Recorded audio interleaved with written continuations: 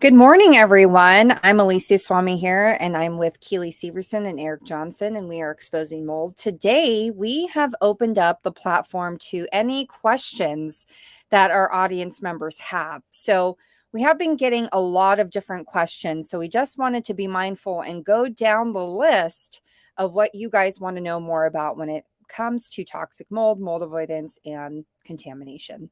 So the first question we have today here is, and I'm going to open this up to you, Eric and Keely, to see what you guys think. This gal had some questions, and she would like to know, what is it about changing clothes? She said that she's read that if she changes in the backyard or in the garden, she can get contaminated. Or is it better to change in her friend's car? But if changing in her friend's car, would that constitute contaminating the car? What do you guys think? Go ahead, Eric. Well, I visualize this just like smoke from an ashtray.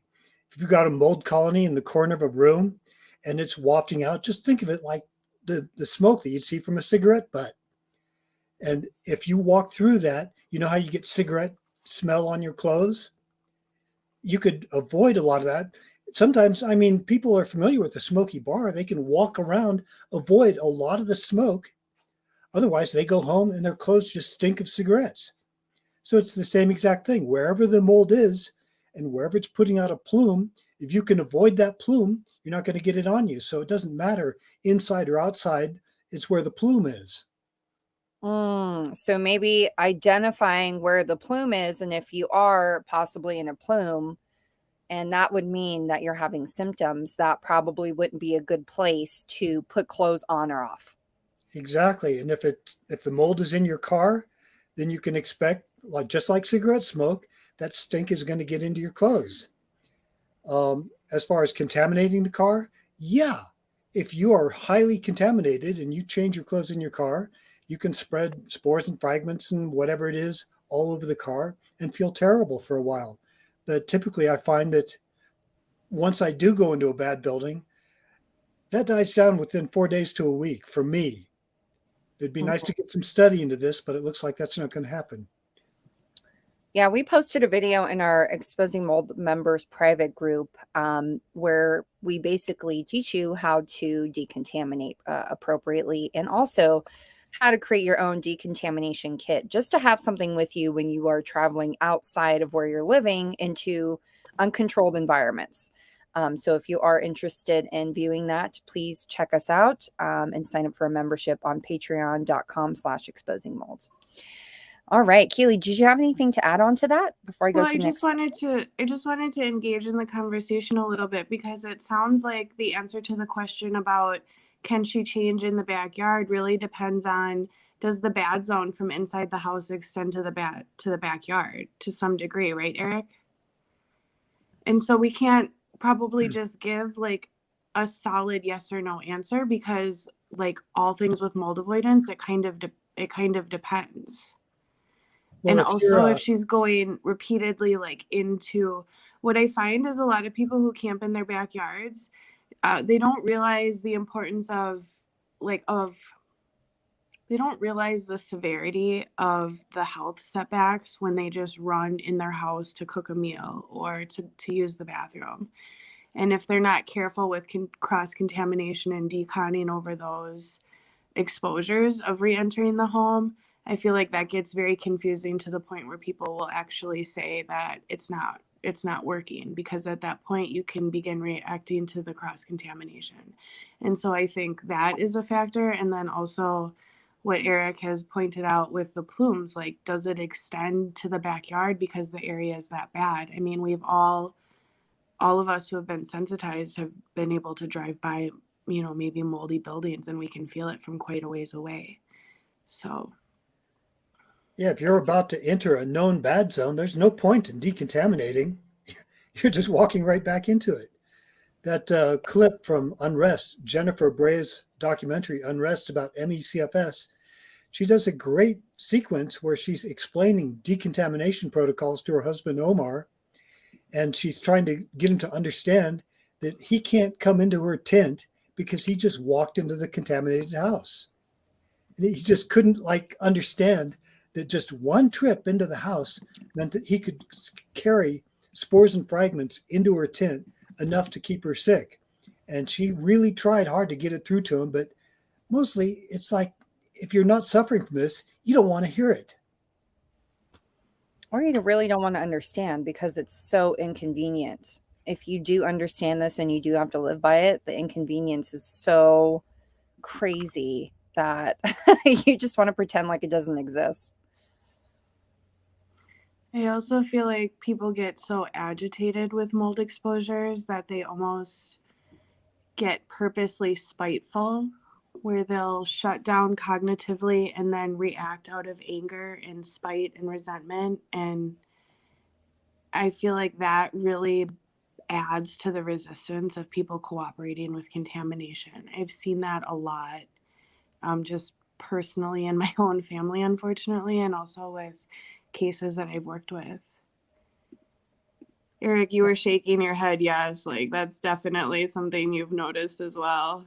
Absolutely. That is so much a component of this, that people go into a mold rage and they just don't want to hear anything. That reminds me of your description in the Army, where it's like some people exposed to nerve agents will know right away and put on their gas mask, and then the other people will run around trying to rip off your gas mask to prove to the environment safe. And I always feel like when I'm fighting someone that I love about contamination, I always think about you saying that, like, they're trying to get my gas mask off. It's like it can really escalate tensions in the family. Good morning, everyone.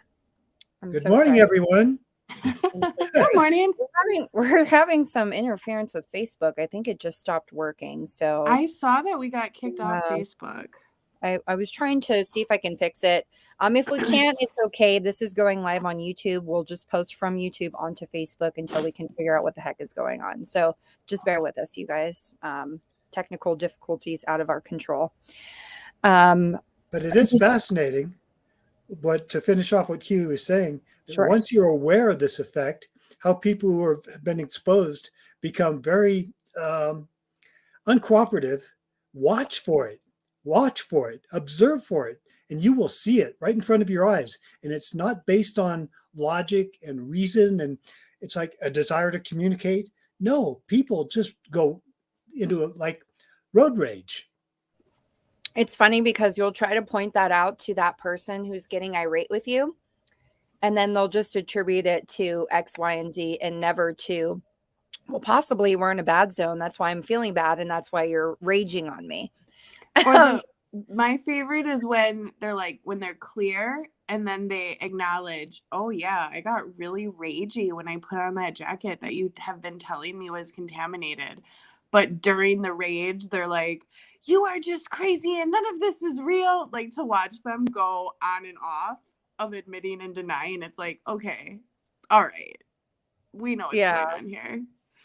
But you get frustrated because you just like wish you can go in their head and make them understand that, look, this is what's going on. And this always reminds me of like Eric's story about the military and how when there's nerve agent around, some people are going to identify it, but some people are not. And then they're going to try to convince you everything is okay. And they're going to try to pull your gas mask off of you. But then at that point, you have to just hit them with the pit of your gun, knock them out and take them to the bad area. That's literally what it feels like fighting your family, though, isn't it? Like, how many times I know in my personal life, I've had to get level 10 with my family, and I don't like conflict, just to protect myself of, no, this is bad for my health and you need to get it away from me. And if you're not going to listen for my health and safety, this is severing the relationship. That's how severe this is. And I've had to get so severe and so harsh with people I love, so far out of my comfort zone to just get anyone to listen to me. The Army said that this is a classic sign of neurotransmitter dysregulation. They said to watch for it. This is a hallmark of it. So that's what I did, and that's what I see in moldy buildings, particularly with Stachybotrys. Don't you just wish you can knock your loved one out and take them out of the bad zone with you? It's like what applies to the Army doesn't apply to the real world, sadly, as we can see. All right, we'll go into question number 2. What about winter clothing? It's very cold outside now. Can I borrow some clothes from a friend? What do you guys think about borrowing clothes from other Okay, people? so I think all those questions in that email of can I take my USB drive? Can I take the glass from the B cases? Where should I get this clothing? All these questions surround two main concerns that I think people in the community have. One is the cost of replacing items when you're already financially distressed, probably from not being able to work, from being sick. And two, this constant need of this constant desire that people seem to have to want to negotiate what they can take with them. There's so much negotiation. And the bottom line is the best way to get clear is to not bring contaminated items with you, but you can begin to get clear and you can begin to get unmasked in a less than perfect environment. So my answer, I'm never going to say, yes, you can bring this item. No, you can not bring that item. But I will say, this is the strategy to get clear. This is how you unmask. This is what it requires. And if you choose to bring these items that you know could potentially be contaminated as you heal, later when your symptoms possibly flare up, this should be one of the first things that you're looking at as a potential source point, instead of you just saying mold avoidance doesn't work, or I have no idea why I still have neuropathy. I have no idea why I still have anxiety. At least if you're going to keep some of those things in your environment, you have to be willing to reconsider later as you become unmasked that they have now become a source point, and maybe be willing to do some experiments to validate that for yourself. But we're never going to go through this list of items with people and say, yes, you can bring this. No, you can't bring that. Yes, you can wear this. No, you can't wear that. Just be aware of contamination and how contaminated items can be a source point. Eric, this would be a great thing for you to speak up on, because people always want to know, why can something stay contaminated? Could you just explain for the millionth time the molecular biology of mycotoxins and why they don't seem to wash off? Well, first of all, going back to your point, it's exactly like you say that you can't negotiate. If you go into a bar and walk through a smoky plume from an ashtray, you don't get to dictate whether that gets on you or not. It just plain does. If you walk around it, then you don't. If your clothing is protected, then it's okay. Like maybe your underwear will be fine, but your jacket, where you walk through that smoke, it's going to smell like cigarettes. It's the same thing. If it gets contaminated, then it does. Why does it last so long? Well, there seems to be some evidence that this stuff is really a metallo-based substance, an article that is not obeying the classic rules of toxicology because it's got metal ions. And these little fragments of metal, these nanoparticles, they can last a very long time. And however long it takes for them to break down is how long they're going to be harmful. And that can take anywhere from a couple days if they're highly oxidative, or there's not many of them, up to a couple years. That is just my theory. So it's hard to say, like, oh, because it sounds like this gal really wants to be hypervigilant, but I guess it's not so much about like every little thing and being pre-hypervigilant. It's more about preparing about like when it happens, like, okay, I got hit. All right, this is what I have to do. Or is it is it a combo of both? I guess I was just plain lucky to have a desert handy, because I found that by spending time camping out in the desert, my sensitivities became more acute. So my own perception became my warning system. I could tell. So there was no, worry or obsessing about what is contaminated or what isn't. I could go near it and tell. It was simple as that. So I feel that the desert experiment might be a vital part of learning mold avoidance, because then you're not obsessing about all these different imaginary things that might be coming out of nowhere and hitting you. You just go near it and then you know. There's just too many variables if you're trying to do it in a house or maybe in a busy city or anything like that. Is that what you're saying? Well, yeah, trying to manage all the imaginary variables, a supercomputer couldn't do it. But if you go near it and you can feel it, it's just like holding your hand near a hot stove. Yeah. There's no doubt. You know. Yeah. And Keely's really unique because she never did the desert experiment. She was actually able to work through this living, you know, in a home and in a neighborhood in the suburbs. So it can be done. It's just I we think have what Eric's saying to, is right? it's when you unmask in the desert, there's and you don't bring anything with you, the unmasking is so sharp and so clear that there's no question if you're around something contaminated. Whereas you try to cheat and you compromise and you negotiate and you want to bring this and you want to bring that and you want to bring this, you're unmasking more slowly and your reactions are less clear. So everything stays kind of blurry and you just feel still low grade sick. And I think that's what happens to people versus a sharp unmasking where those perceptions happen really quickly. And I think to some degree, Alicia and Eric, I did have more of a sharp unmasking because what I had done was actually expose Stachybotrys and then lived in it exposed with no protection for 2 weeks before or 3 weeks before we kind of vacated. So I feel like that was like a super intense plume exposure and then went to somewhere that wasn't perfect, but it was so much less that it felt like a sharp unmasking. And really, when I went into intensification where I began to sense things, I did feel like I was going crazy because it was so scary. And if I didn't have Eric to say, "Hey, Eric, I'm feeling this. Is this related to this exposure?" If I wouldn't have had him to say like, "Yes, and that's a sign of a really bad exposure," man, I don't know what I'd even be thinking. You start to question your own sanity for a split second. I mean, this stuff can be unbelievable how intense these reactions can be. So I can understand, people getting stuck in this cycle of fear of kind of like obsessing. Can I bring this? Can I bring that? The best bet is to just get clear so you can unmask as sharp as possible. Yeah, especially when you've got family, friends, doctors, everybody around you is telling you it's all in your head, that you just need to power through it. You're making this up. It's not real. It's hard to overcome all these pressures. So the starker, the stronger the differential between your perception, the easier it is to finally accept that this is real and act in accordance with what you can sense. Yeah, when you get slapped upside the head by a concrete brick, it's pretty hard to deny. And that's what intensification can feel like when you unmask in the right place.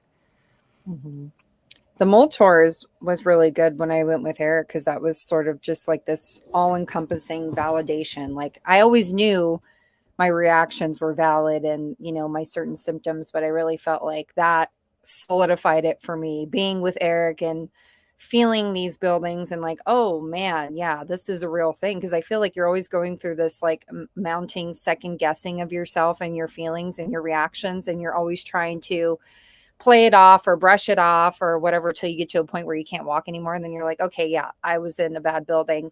And so it was really nice to have that validation with Eric. So the mold tour does happen. We are having it in 2023. So if anyone is interested, please reach out via email. And the people who get into this don't get sucked into the mold avoidance trap. I don't know why they would try so hard to talk you out of it when it's just a simple matter of learning to recognize that something feels toxic and stepping away from it.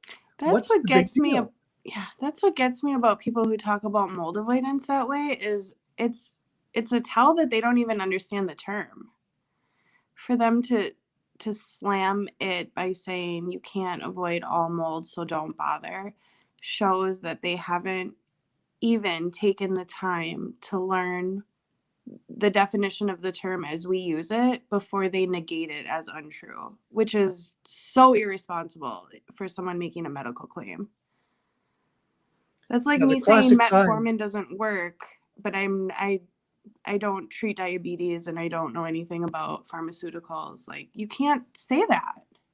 Don't listen to Eric. He's living in a tent out in the middle of the desert. He's a crazy drunk guy. Like, look behind me, huh? Yeah. Yeah. So what you guys were referring to was a brain retrainer on Instagram that Keely found and decided to wage war on. But what was funny is that we must have made a huge impact with what you reposted, Keely, and what you talked about, because she went ahead and blocked comments on that post and blocked us from her account. It's like these brain retrainers are getting out of hand and out of control, as you can see from our last interview with Ashok Gupta. What is he using, puppets now to tell everyone to love themselves and I think get positively? a little nervous when I start like social conflict, because there's always that narrative of you all need to work together for the better of the community, and you hear, be the bigger person, be polite, you're a professional, this is how you have to carry yourself. And then on the other side of it, we literally have people dying and we're in dire need of a medical revolution, and then we have fools like this discounting something that they don't even understand. Like, you have to speak up on it and you have to be controversial. And I went back and forth, like, should I call this lady out? Should I have this, aggression towards her socially, publicly? And I look at the comments on our Facebook post on that. How many people were like outraged that she said this? And I thought about what Eric always said, what he taught us like a year or so ago. In the military, it's like, it's your duty to do the right thing if you know something about something. So it's like, it's literally your duty to fight for what's right. If you know, you have an obligation to do it. And the hell with conflict and the hell with what people perceive of us. I wanted to post that like skull you guys made with the take no prisoners thing. Like, I know this is controversial, but this is our stance.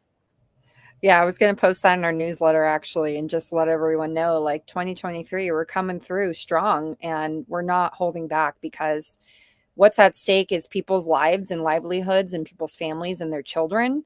And we are just not in the game of playing nice anymore, because playing nice gets you nowhere, and playing nice just continues the status quo, and it continues to allow these people to continue what they're doing. And talking about thinking positively can get you out of this. Like, this is an immune system failure issue. This is not just your thoughts are running your body and you have control over it. So we need people to look into this to help us find treatments and figure out what the heck is going on, not keep it at bay and just say, well, you're just reacting off of your thoughts. Like, no, people are not getting well after this. And so if they're not, then we need to look deeper into it. All right. So another question, I think we went through the list of that gals just based upon what you had mentioned, Keely.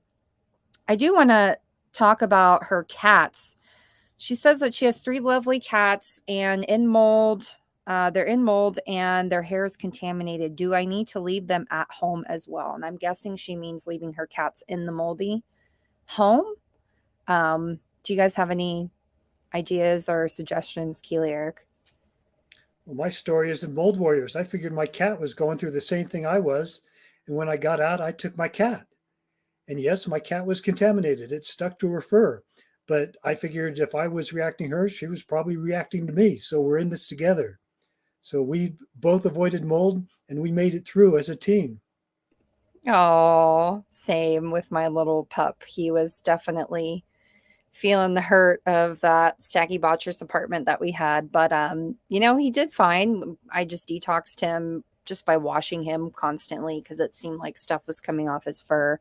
And every time I washed him, he felt better to me. And eventually he was okay. So I guess our advice to you would be, don't leave your cats in that moldy home. I don't know if you have a friend or a relative or someone else that can take them in and keep them for a while, or take them with you if you're able to.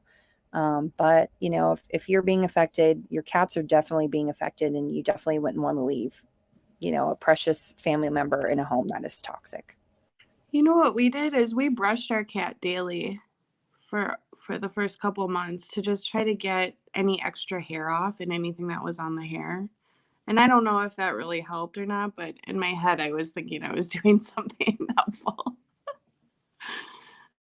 Well, that's good. Yeah, I was thinking, I don't know. It's probably hard to give cats baths. I feel like they would scratch you up. So maybe the brushing definitely is an alternative.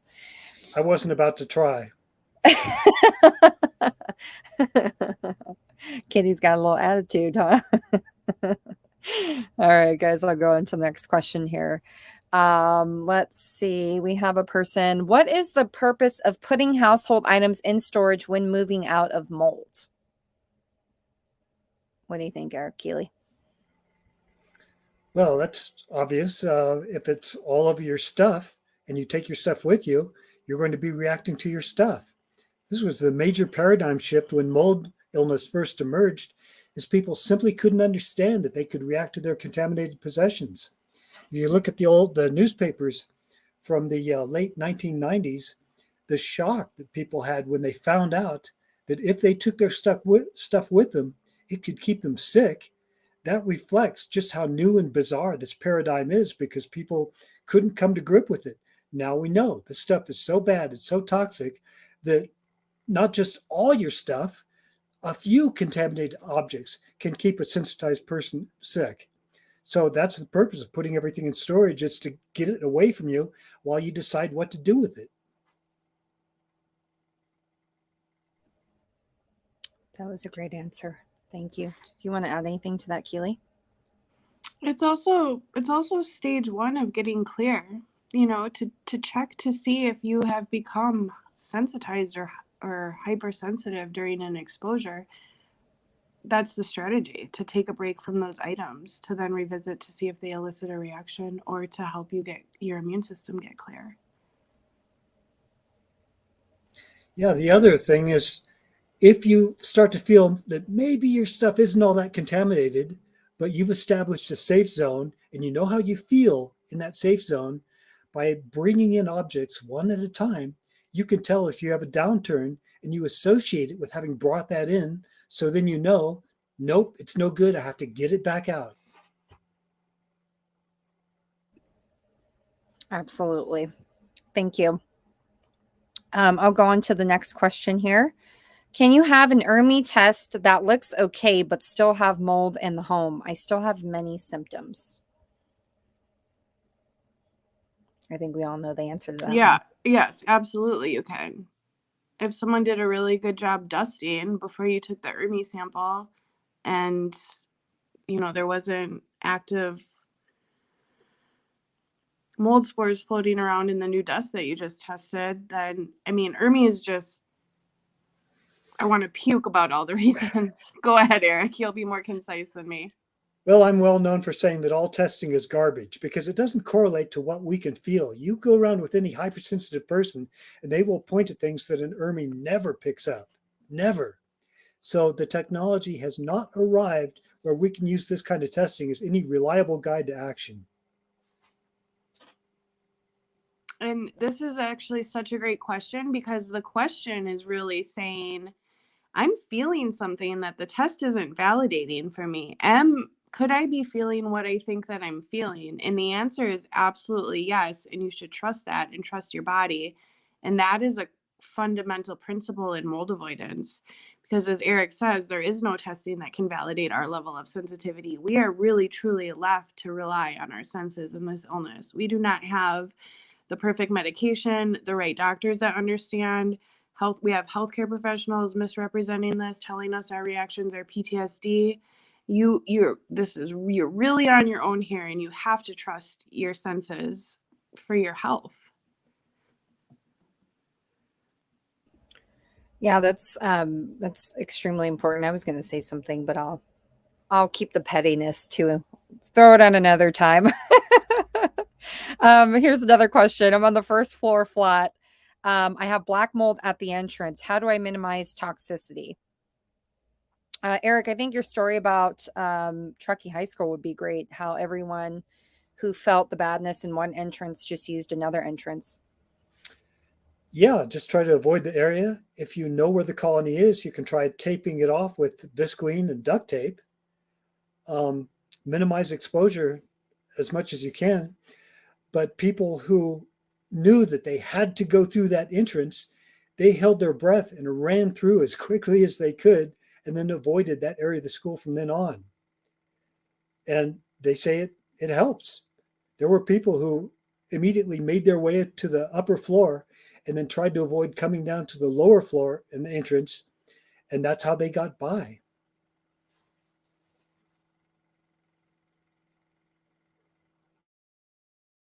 Thank you for that, Eric. I do have another question here. I'm just trying to navigate to Facebook. So my question to Keely, why are you so awesome? That was just a little joke I put in there. So another person has a question. They want to know the impact of mold on children's health, especially how emotional they can get.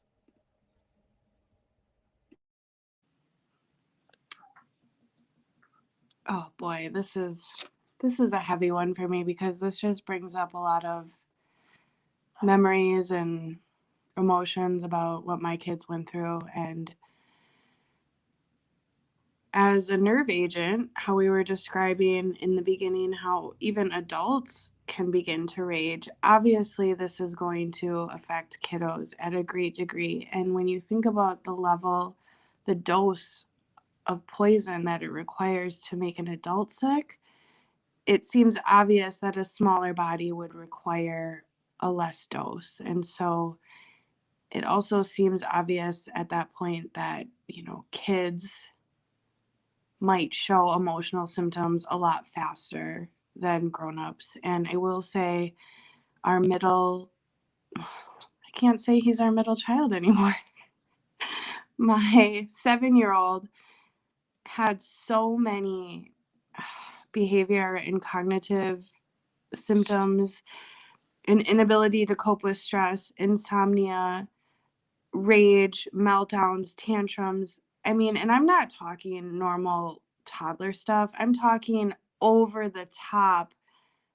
I thought something was wrong with him in terms of him having a behavior disorder. Because while we were going through this experience, I didn't know that we were currently in toxic mold, and I didn't know toxic mold could manipulate behaviors and emotions and attitudes this way. And I absolutely think that this is one of the most detrimental hidden factors in kids' health. I can tell if my kids were around even a contaminated item, because a lesser exposure will make them very hyper and unruly, which always makes me wonder how many cases of ADHD are actually a low-grade sensitization from an exposure, because I see my kids go from calm to hyperactive if they just have a contaminated shirt on. So I think the gamut of emotional behaviors in kids that can be manipulated range from hyperactivity to full-on severe behavioral changes to I mean, we've had moms that we've interviewed that have had kids that have went from that one story, an all-star pitcher, to non-functioning OCD within like 6 to 8 weeks. So we have reports of OCD. We have so many PANS and PANDAS kids that we get reports on that are living in mold as a root cause. I just think the ways that this harms kids really is vast and should not be ignored. I think what really bothers me about the medical system is their normalization of these different things of autism and behaviors, ADD, ADHD, OCD, and they never attribute it to mold. And just allowing these families to think that there's something wrong with their kid. Like the gal that we had interviewed, Emily, she mentioned that she knew her son before the moldy home. So she knew that her son was this happy, loving kid. And then he regressed in that home. Think of all the families that have moldy homes and the kids grow up and live in that home and they have never seen the brightness in their child because they've been in this home and it's been affecting them so much. And then you go to your doctor and for your doctor to say, yeah, this is normal. This is what happens, when that piece of information could be reversed and that doctor could tell you, hey, you're in mold. This is probably why your kid is acting that way. Try getting out or fixing your home or whatever. And that kid would have a chance. That kid would have a chance to be who they really want to be and not so sick. And so that really gets me. Sorry, Eric. I was so triggered. Well, you're absolutely right, because when all the adults around you are coming down on you as a child, telling you that it's all in your mind and you've just got behavioral problems, how can you not get an inferiority complex? And it's really unfair. You're really taking away the potential of that child to thrive, to be who they want to be. It's like everyone's telling them you have this diagnosis and they don't understand why. They don't understand why they feel the way that they feel. It's just sad. It's like at least us three had some semblance, or Eric, I mean, you're fine now, but Keely and I don't know where you are, Keely, but I feel like I knew who I was before mold. And it's like, will I ever get back to that person? And is that person lost forever? And so I think these are the things that, at least that we have the privilege to ponder on. And these kids just they don't know who they were before. They just know who they are now. And a lot of them just don't want to be in their skin and in their bodies. And that just really, really makes me so sad. And this is why we do this work with Exposing Mold. We really are trying to build this foundation to just bring this education to the forefront. We're talking about things that no one else is talking about. We're talking things that doctors are, going sideways on, or that they don't understand, and they're attributing it to your mental health. We're really trying to revolutionize everything that's going on here. And so this work is highly important. And as Keely said, our skull and crossbones take no prisoners. We're not backing down from the truth. And we're going to continue for as long as we need to. Yeah, and our top medical professionals are aware of this. We've made them aware for decades, and yet they're acting blind to it. They are really betraying their Hippocratic oath. They're not acting responsibly like a medical professional ought to by taking the appropriate interest in this. Yes, we've got low-level bloggers and homeopaths and doctors all over that are acting more appropriately toward this than our top institutes are. But why aren't the very people that have the medical know-how, the technology, why aren't they looking into it? Why are they so resistant? I mean, these are the people that really need to get on board and pay attention to this, because they're the ones that everybody is looking to for answers. Exactly. I also wanted to piggyback off of what you said, Alicia, because you mentioned, these kids, they're losing the opportunity to just grow up and be who they are, because their personalities are getting lost in this illness. And you made me think another thing that they're losing the opportunity to have is power and understanding over their own health. If somebody would tell these families the truth and help them understand how hyperactivity could actually be a reaction to something, these kids could be so empowered to have control over their health, to not be dependent on a sick care system, to be dependent on pharmaceuticals. They would thrive as adults to be able to, imagine the skill set we have to find healthy environments and keep ourselves healthy with our sensing abilities. Imagine a kid being raised with that and how empowering that would be. Your risk of depression, anxiety, autoimmune disease, cancer, your risk of everything would go down significantly. Suicide. Gosh. Yeah. Yeah. What you mentioned remind me of Geo and how he tells you, "Mommy, my heart is beeping." That's his identifier. And just that piece of information is just so powerful. And you do feel like you have some sort of control over your life. Like with this illness, it just feels like you lose control of everything. You're like, what's happening to me? I don't know what's going on. But when you learn Eric's skills and strategies, it just really helps to take that power back and apply it to your life and try to bring some normalcy back to your life. And that's really what we just try to teach. It's just information that you can apply that's, invaluable, and no one is talking about it. Doctors who can't help you are just throwing you away, just telling people, well, you didn't work hard enough. You didn't take your supplements. You didn't whatever crap. But it's like a lot of these people need to know that there is further help, and it's just through information, and we're providing that information to them. There was a question here that I did want to pose to you guys that came in through YouTube from Tim. Have any of you had an experience of feeling the effect of cyanobacteria in the desert? Is it something to be concerned with when desert camping? Eric. feel like you'd be good for this one. I haven't, but then I haven't gone to the areas where cyanobacteria is likely to be. Around here, it's all high desert.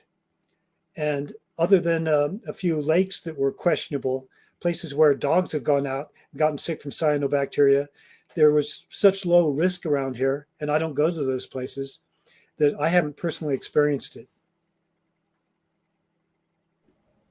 I'm trying to think if I've experienced it. I feel like when I was in the desert where it was open and not too much going on, too many cars or cities or just complete desert, it has felt fine to me. So I don't know if cyanobacteria, I don't really have much knowledge on that, to be honest with you. So sorry, Tim.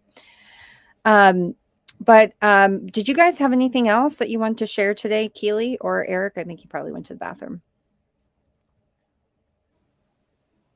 I didn't, as long as we covered all the questions we had. Just had to throw some more logs on the fire. Oh, I just see this comment from Kristen Hurst. We sanitize clothing 3 cycles with borax and vinegar with hot water. We still have symptoms when we try to wear them. This is exactly what we are talking about when we say this stuff doesn't wash off. If you are still having symptoms when you wear them, it's because they're still contaminated. And as Eric explained the molecular biology of the toxins binding to items, it's not a bond that can be undone by washing once, I don't know what the proper word is, once it's bound, once it's binded. I don't know molecular biology. Well, neither do I. I'm not a chemist or a physicist.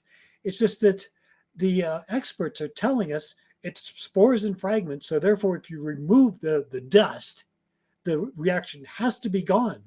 And our hypersensitivity says it's not gone. There's something still there, even on non-porous items, even on plastic, sometimes even on stainless steel. There's something sticking to this stuff, and you guys are telling us that our perceptions are wrong, and we don't think so. How about looking into it? This reminds me of something that I heard from another healthcare provider recently, where they said a patient was in their office and they were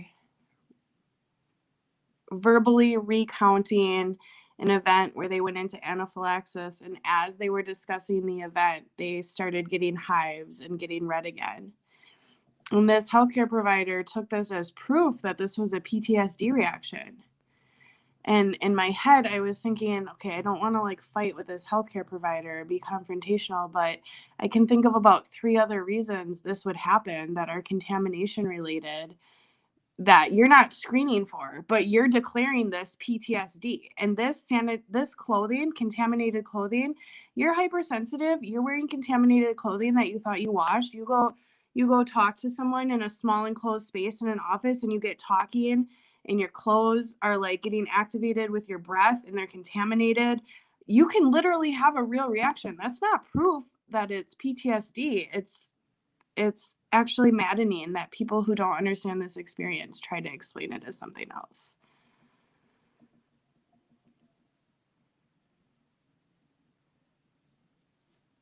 Exactly. Sorry, you guys. So there was, so Freya did have another question here. Sorry, I missed the comments over here. She says she just doesn't understand and she's afraid. The problem is she has no idea if mold is in the backyard or not. So how can she know?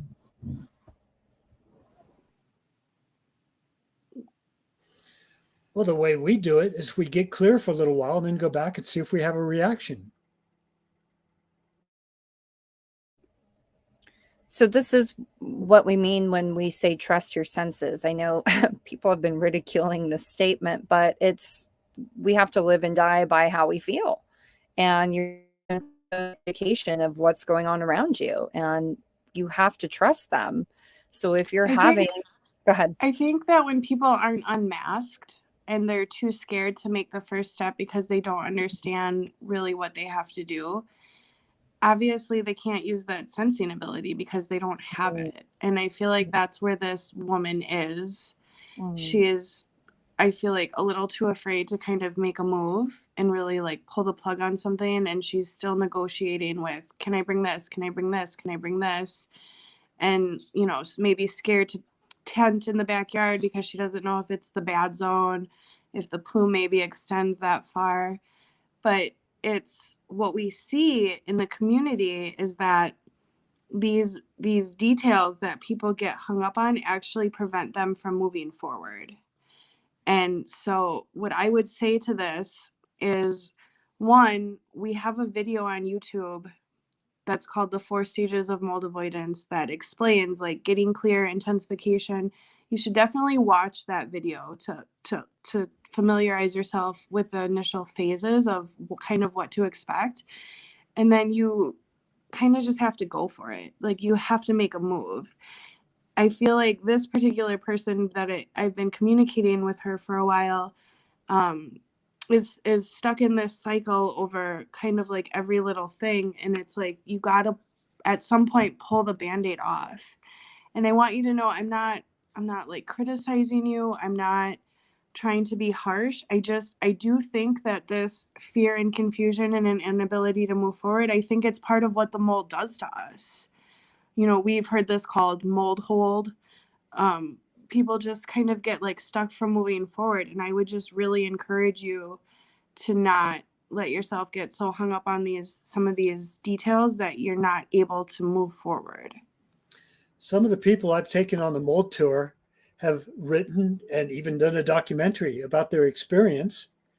And what they found, which even comes out in their writing, is it's like Dorothy's red shoes. She did have the ability to do this all along and didn't know it. It just took somebody showing her, and the fact that they were validated before they could believe it.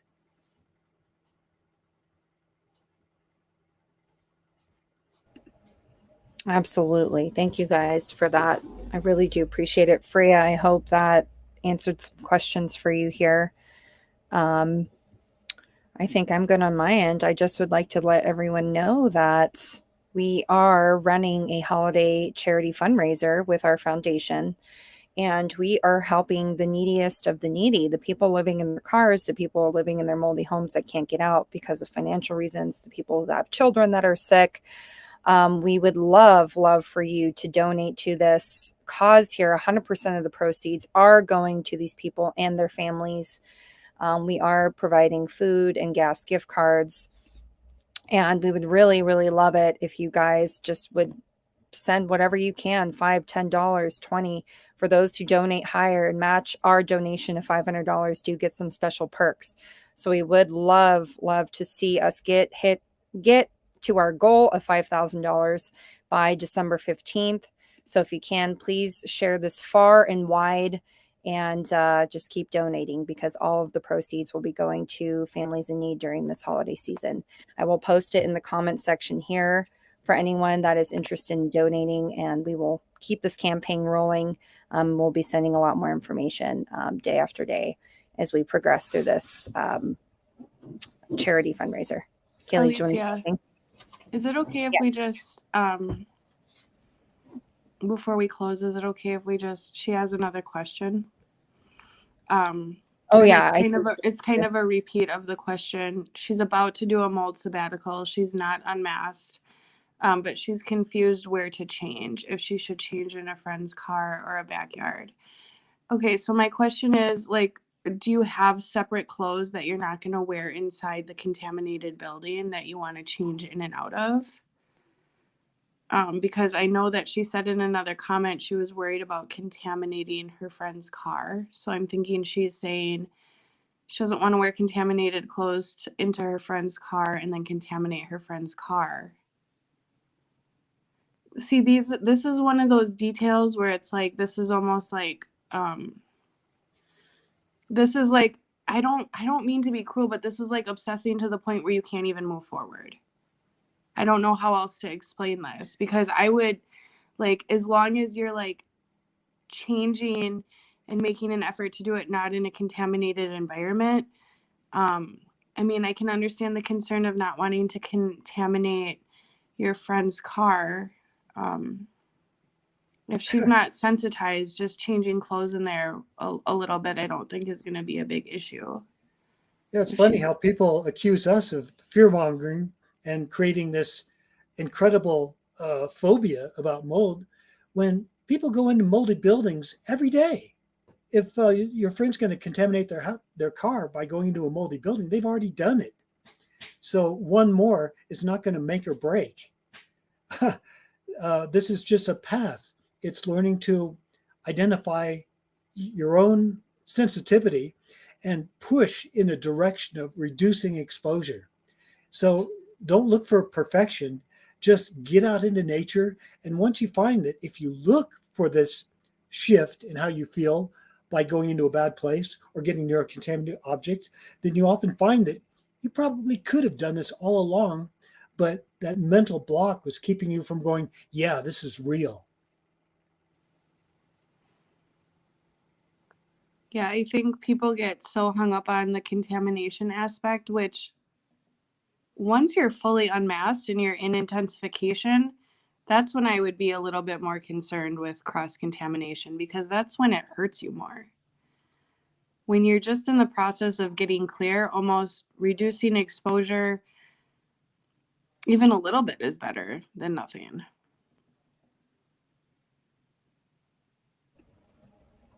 But I feel Absolutely. like the faster you can unmask, the faster you can use your radar, the faster you can begin really, really making progress.